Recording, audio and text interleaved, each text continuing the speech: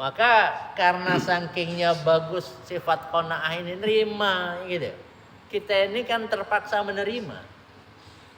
Ayo kerja di mana yang bisa nerima lagi? Ya sudahlah digaji segitu. Terpaksa gua. Terpaksa jadi mau qanaah nerima. Jangan iri ya, nggak boleh. Yang pertama harus memperkuat keyakinan kepada Allah bahwa rezeki itu sudah ditetapkan. Rezeki sudah Tetapkan. bisa nggak kita ngerubah? Enggak. Kata siapa? Itu rezeki Allah kasih tetap nih. Nah, iya. Rezeki Allah itu ditetapkan kalau Anda kerja di Baitussalam. Tapi kalau Anda kerja di luar, gaji segitu, tapi rezeki bisa beda. Ya kan? Gaji udah jelaskan. Tips dari orang-orang yang masuk hotel berapa? Ya kan? Bisa lebih besar. Iya. Di sini juga kan pernah dapat tips. Enggak. Rezeki. Pernah dapat tip. Tip. Motor gitu. Iya, pernah. Pernah. Sering. Enggak. Pertanyaannya, kenapa tidak sering? Kok di hotel sering? Kalau tinggal di tempat tiap hari orang check-in apa Loh. kan. Di sini tiap hari ada orang. Iya, tapi urusan orang lain lagi urusannya. Nah, itu berarti urusan otak kita. Ketemu orang, sini mah orang-orang miskin. Ayo pulang kampung coba.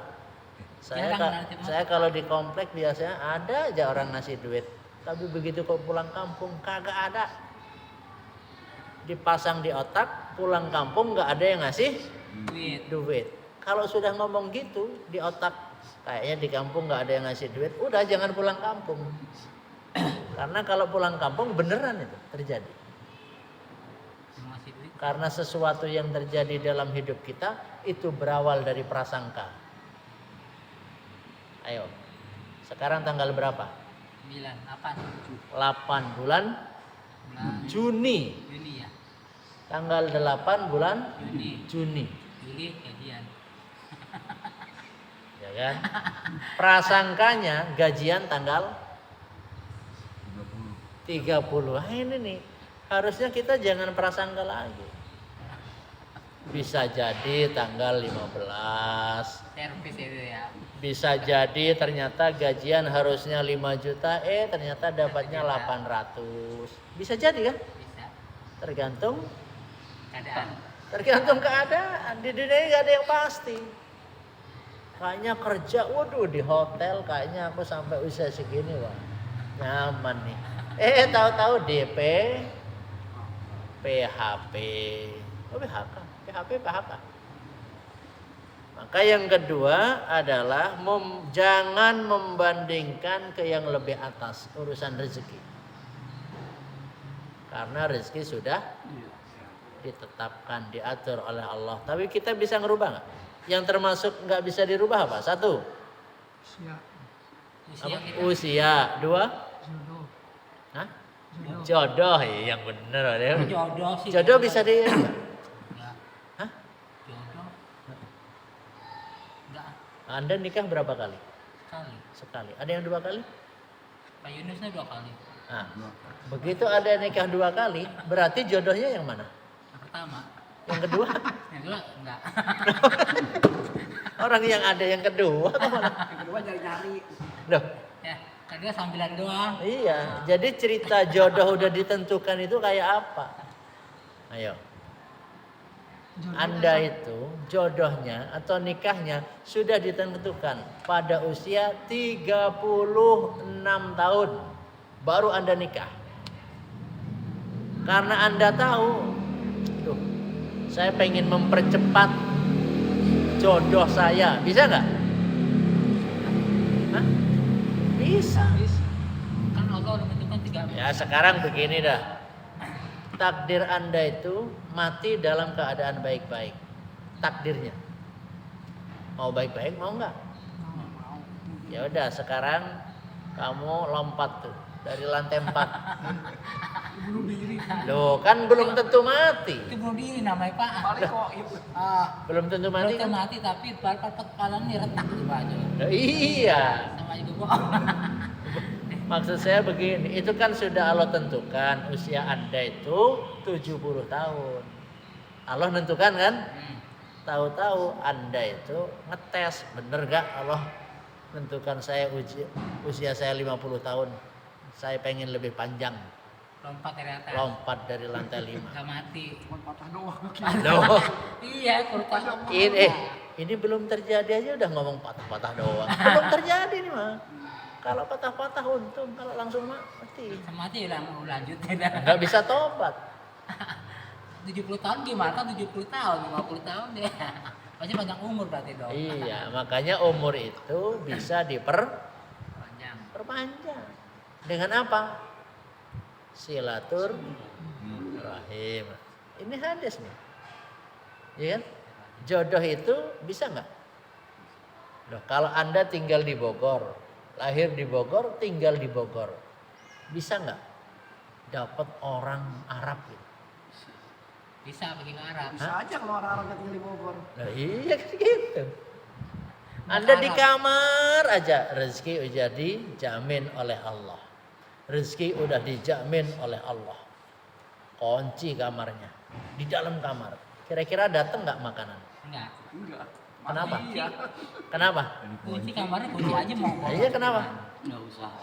Ya enggak usah di dalam, ngapain aja kita mau ngasih juga. Loh, ternyata ada kisah itu. Yang ternyata orang masuk goa, saya mau pergi katanya Allah ada di mana-mana. Pokoknya aku nggak mau usaha apa-apa. Udah aku mau masuk ke goa.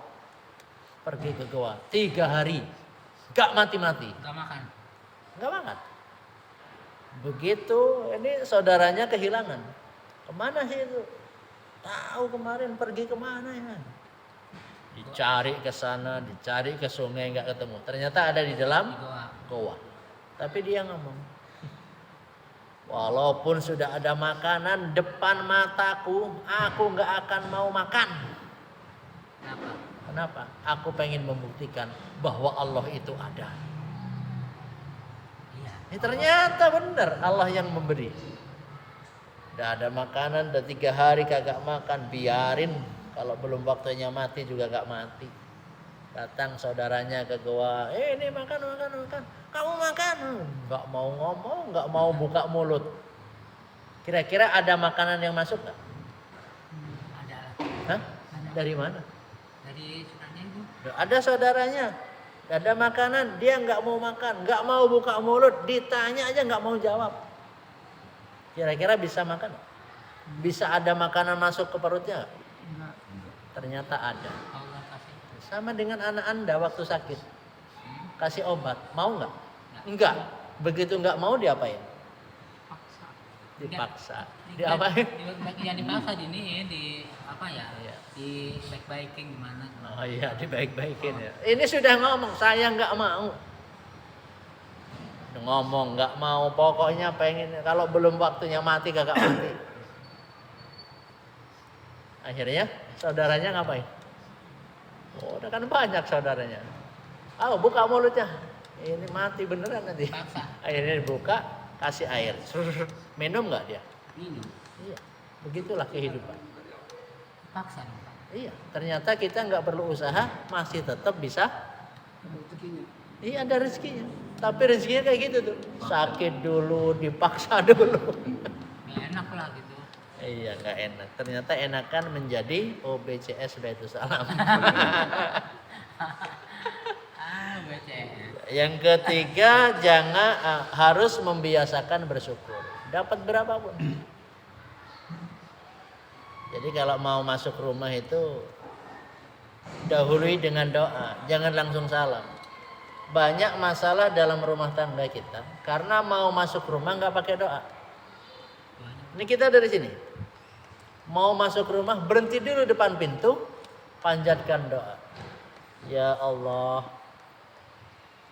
jadikanlah kehadiranku di dalam rumahku ini menjadi penenang hati pasangan hidupku dan juga keluargaku.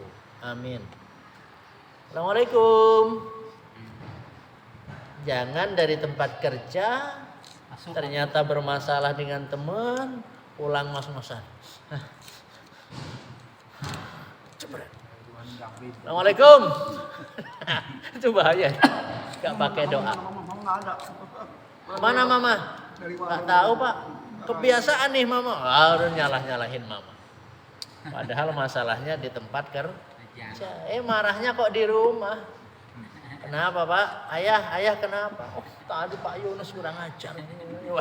Jadi Pak Yunus yang salah. Padahal yang salah tidak berdoa ketika mau masuk rumah. Yang keempat adalah mengurangi sifat serakah. Contoh, kemarin jadi Lebaran. Iya, Lebaran apa? Idul Kurban, Idul Adha. Ada daging? Ada. Ada enggak yang kita ambil selain hak kita? Dapatnya harusnya kan 1 kresek. Terus ngelihat apa? Ambil. Ngelerek.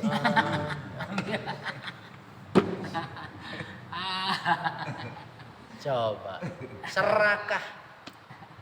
Padahal nggak dapat daging itu juga nggak apa-apa. Iya. Tetap sehat. Kenapa ketika ada daging ngegoler? Ngegolek. Ada satu orang lihat. Tuh. Ambil. Tahu-tahu suruh nyuci jeroan. Hati habis, empedu habis, Khusus habis. asus habis. Masa iya dibuang ke kan kotorannya ke kali. Makanya kalau bagian jeroan itu harus ikhlas dulu.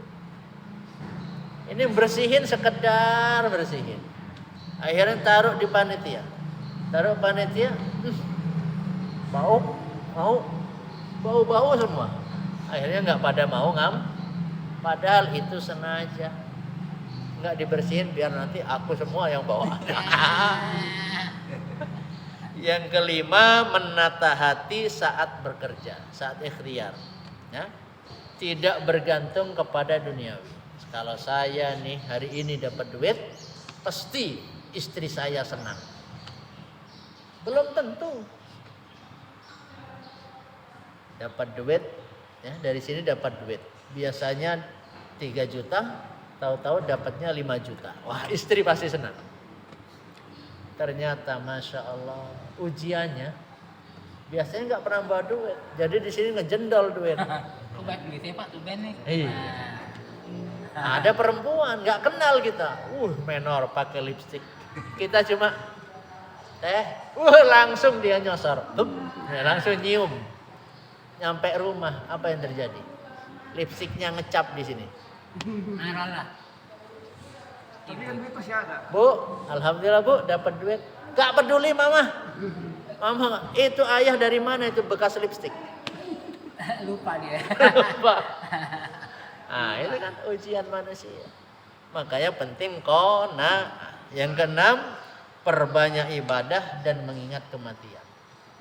Kita itu ketawa kerja. Nih, jadikan kunci ya. Kita kalau udah dengar adzan, udah usahakan stop, udah ke masjid. Usahakan, jadikan itu bekal istiqomah kita.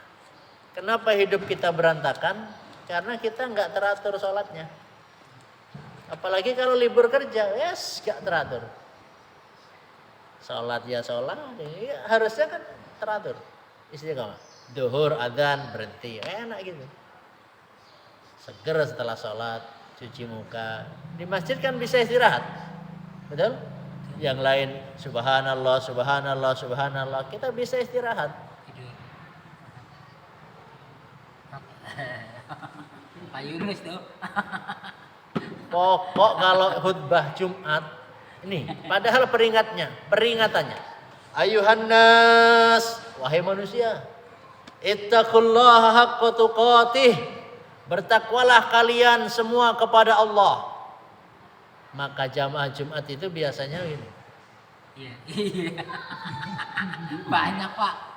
Ini perintahnya kan ayuhan nas ittaqullah. Wahai manusia, bertakwalah kalian kepada Allah. Ini malah tidur.